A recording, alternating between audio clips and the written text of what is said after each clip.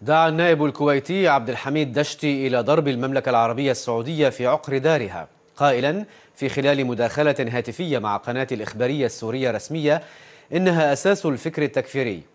تصريحات النائب الكويتي أشعلت مواقع التواصل الاجتماعي التي نشرت مقطع فيديو لمداخلته مستخدمة هاشتاج دشتي يطالب بضرب المملكة للدفاع عن السعودية والمطالبة بمعاقبة دشتي.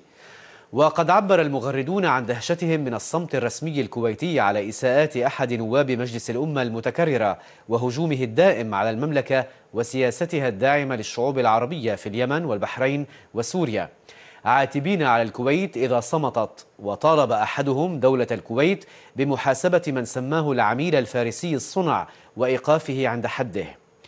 وكان النائب الكويتي قد أعلن سابقا داخل مجلس الأمة أنه مزدوج الولاء للكويت وإيران وسوريا من دون أن يتخذ أي إجراء ضده.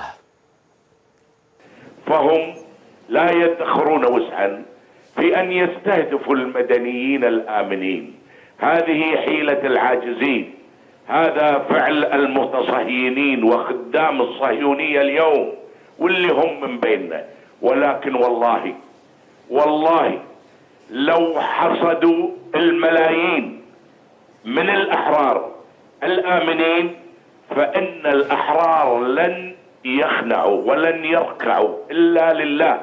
العالم المتحضر اليوم كله أصبح يعرف أين رأس الفتنة، أين منبت ومنبع الإرهاب والإرهابيين وكل الحركات الإرهابية، وهي متجسدة في الوهابية.